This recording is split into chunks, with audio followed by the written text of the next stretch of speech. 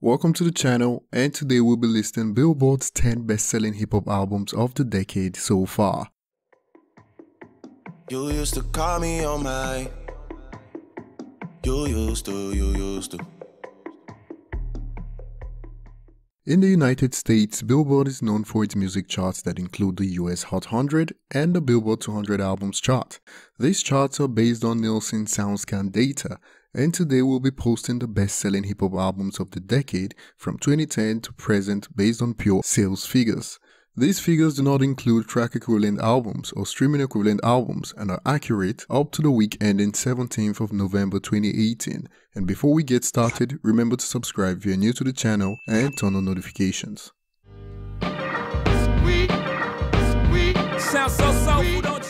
Watch the Throne by Jay-Z and Kanye West released in August 2011 and opened with first week sales of 436,000 copies in the United States. 7 singles were released from the album from January 2011 to March 2012, and currently, pure sales estimates put it at 1.68 million copies sold in the United States. You used to call me on my. Views by Drake released in April 2016, and this album is the perfect example of how the market moved from purchasing albums to streaming in just 2 years. Views opened with first week sales of 852,000 pure albums sold despite releasing so close to the streaming takeover of the music industry, and has sold 1.74 million copies in the United States. In stark contrast, Scorpion opened with 160,000 pure copies first week in 2018. Frank. Headshot. Frank. Sit down. Frank. Good Kid, Mad City by Kendrick Lamar released in 2012 and opened in the United States with pure sales of 242,000 copies in its first week. Despite opening with less than 250,000 copies, the album has now sold 1.76 million pure copies in the United States. It is also Kendrick's longest charting album to date.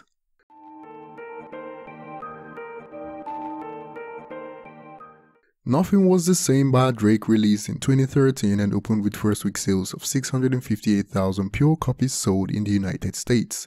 This was Drake's third studio album and became the 7th best-selling album in the United States in 2013. Recent pure sales estimates put it at 1.84 million copies sold in the United States.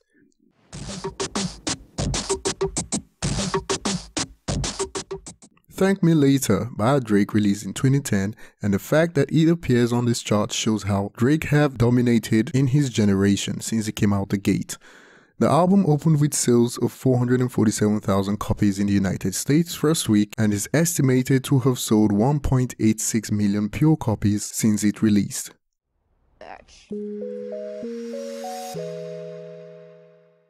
Pink Friday, Nicki Minaj's debut studio album, is also her best-selling album in the United States so far. The album opened with first week sales of 375,000 copies in the United States and has now sold 1.99 million pure copies since it released. Cut the music up.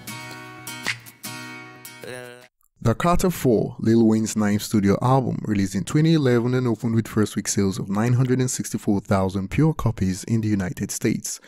Latest estimates in 2018 show that the album has now sold 2.41 million copies in the United States.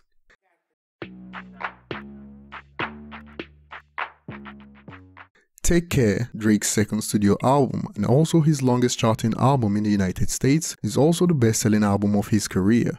The album released in 2011 opened with first week sales of 631,000, and latest estimates show that the album has now sold 2.42 million pure copies in the United States. Look, I was going to go easy on you, not to hurt your feelings. The Marshall Mathers LP2 released in November 2013 and ended the year as the second best-selling album in the United States. The album opened with sales of 792,000 pure copies sold and has now sold 2.46 million pure copies in the United States. I'm not afraid. Recovery released in 2010 at the beginning of the decade and is hip-hop's best-selling album of the decade so far. Recovery opened with sales of 741,000 copies sold in its first week, and latest sales estimates show that the album has now sold 4.84 million pure copies in the United States. Recovery is also the 4th best-selling album of the decade based on pure sales in the United States. Thanks for watching. Remember to subscribe if you're new to the channel and check out our other sales-related videos on ET Lifestyle.